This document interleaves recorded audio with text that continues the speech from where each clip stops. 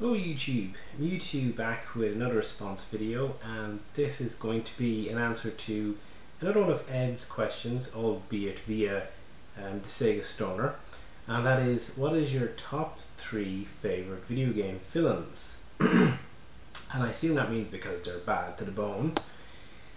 And before I get into 3, I have one honourable mention, and that is the Z shape from Tetris. I mean, how many people have had their game of Tetris ruined by that shape?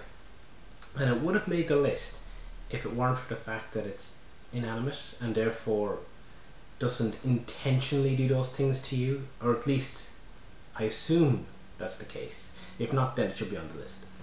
But anyway, at number 3, that was 2, number 3, it is Evil Monster from Bubble Bobble. I always thought it was called Baron von Blubber, but I think that's the actual boss. But I'm not referring to the end boss. I'm referring to the little ghostly dude. And it's actually quite similar to Ed's number 1 pick, Evil Otto, which I also thought about including. Basically, Evil Monster appears if you dawdle on a level, or if you're taking too long, and cannot be killed, and will just hunt you down mercilessly until you die.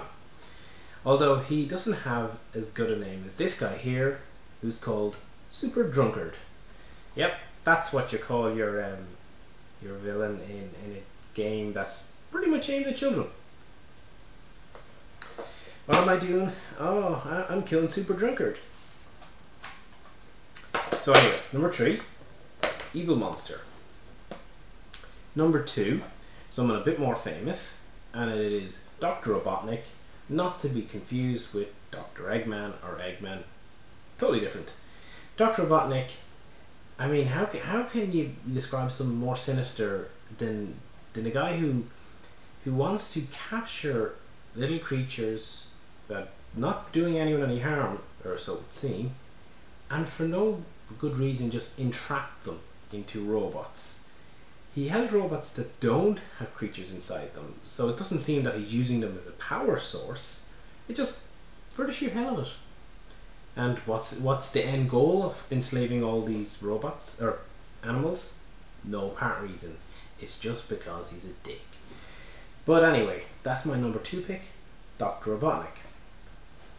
So, on to number 1. And I had to think about this because I watched the other videos and I thought, some good picks.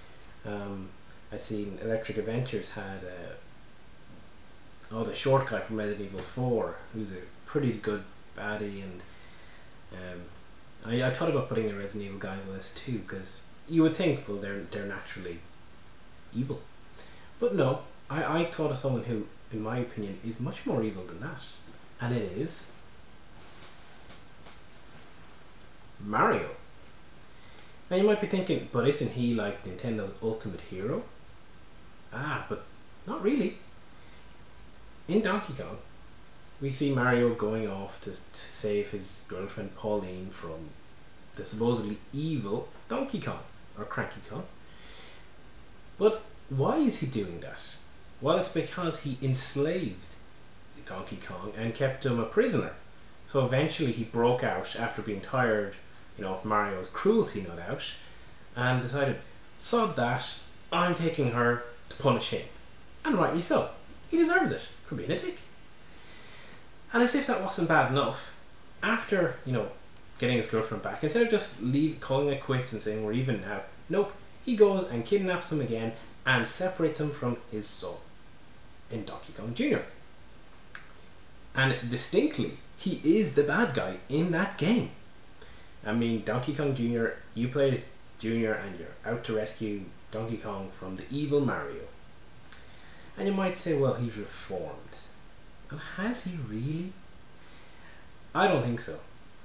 You just have to look at the way he treats Luigi. Always making him out to be the second fiddle of the brothers, despite the fact that Luigi has actually got better jumping abilities. If anyone's going to be called Jumpman, it's Luigi. And always belittling him. That's the sign of true, an insidious nature. A guy who pretends to be nice, pretends to be all, woohoo, look at me, yaha, but is really bad underneath it all. So Mario is my number one villain. Another great question from Ed, and thanks as always for watching. I'm going to keep this one short, so I'm going to end it now.